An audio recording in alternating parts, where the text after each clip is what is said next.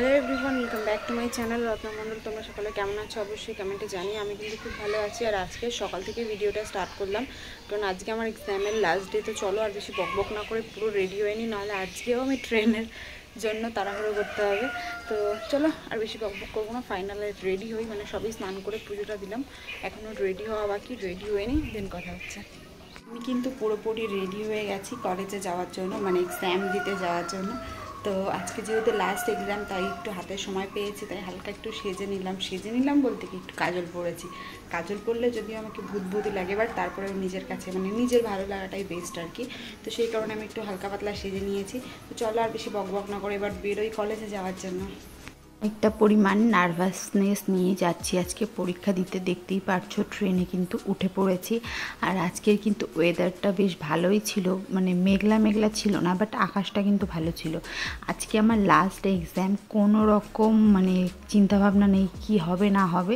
হ্যাঁ, কলেজ লাইফের last exam সেরকম কিছুই না, বাট তারপরেও বুঝতেই পারছো যদি কোনোভাবে কোনো রকম প্রবলেম হয়ে যায় এক্সামে, তো আবার একটা বছর নষ্ট।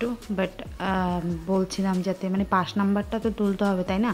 বাট তারপরেও হচ্ছে একটা টেনশন তো কাজ করে, কি আসবে কি না হবে, কি হবে কি না হবে, সব দিক দিয়ে একটা প্রবলেম কিন্তু থেকেই যায়। যারা এক্সাম দাও তারা জানো, আর যারা দিয়েছো তারা তো বুঝতেই পারো।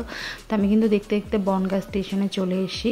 আর আজকের ভিউটা কেন জানি আরও বেশি পরিমাণ সুন্দর লাগছিল, যে কারণে হচ্ছে আমার ভিডিওটা মানে মানে যখন আকাশটা ভালো আসে না, আমার এমনি ভিডিও করার প্রতি একটা আলাদা লেভেলের ভালোবাসা জন্মে যায়। আর আজকেও সেরকম একটা বিষয়।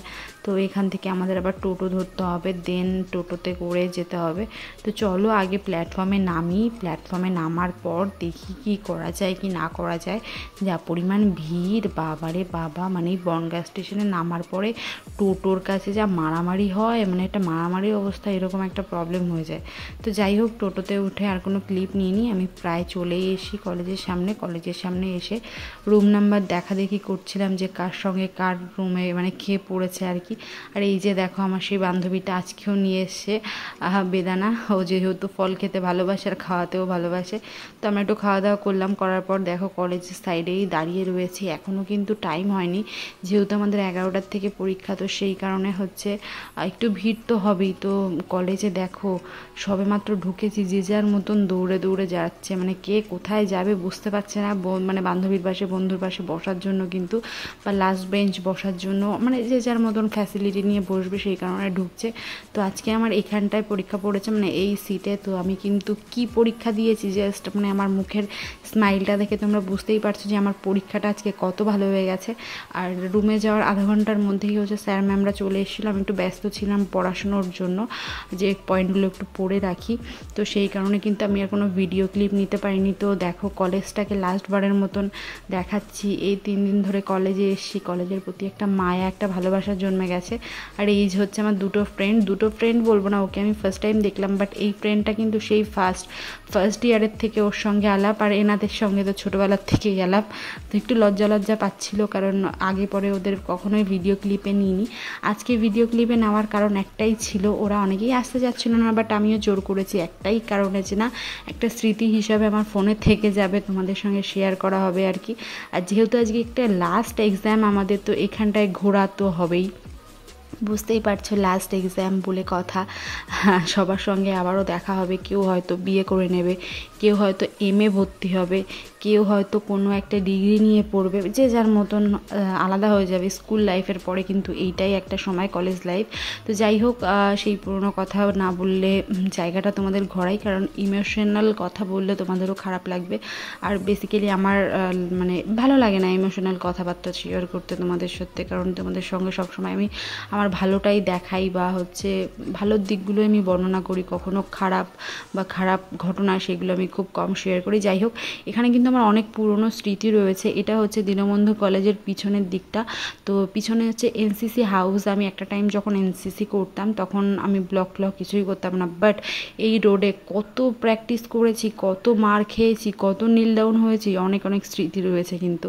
তো যাই হোক, সেই স্মৃতিগুলো প্রচুর মনে পড়ে যাচ্ছিলো। আর এখানটায় হচ্ছে এই ঘাটটা পার হতে গেলে নৌকা লাগে, মানে এই নৌকাটা রাস্তার ওই পারে, রাস্তা তো নেই এখানে, এই নদীটা পার করে দেখতে পাচ্ছ ওই যে ওই ঘাটে নৌকা নৌকা, তো ওই ঘাটের থেকে এই ঘাট হচ্ছে পারাপার করে আর কি। আমি তো দাঁড়িয়ে সুন্দর হাওয়া খাচ্ছিলাম আর কি।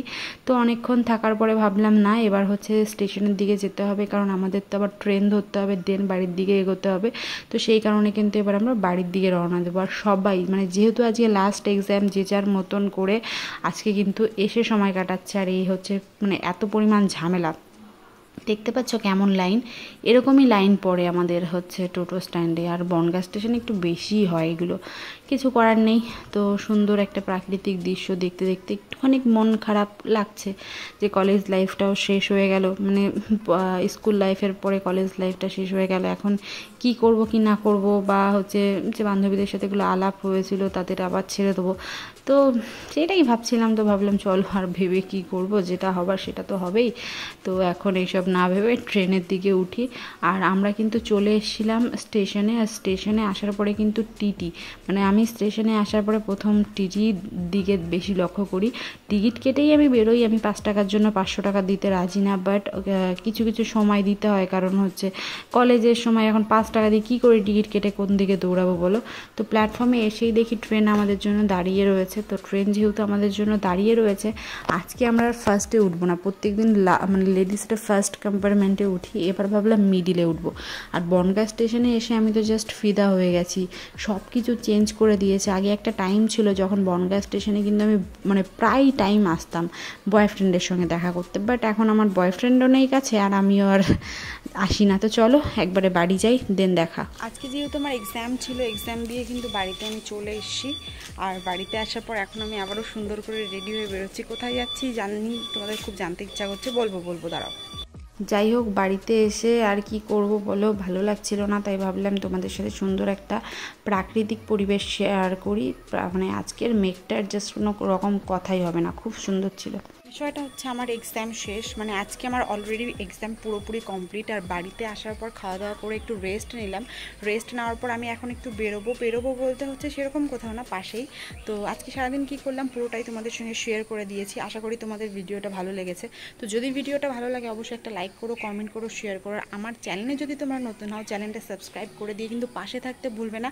আর পাশে থাকা বেল আইকনটা অবশ্যই প্রেস করবে, তাহলে সবার প্রথম তোমাদের কাছে আমার ভিডিওটা চলে যাবে। তো চলো, সবাই ভালো থেকো, সুস্থ থেকো, সবার সঙ্গে দেখা হবে নতুন একটা ব্লগে। টাটা।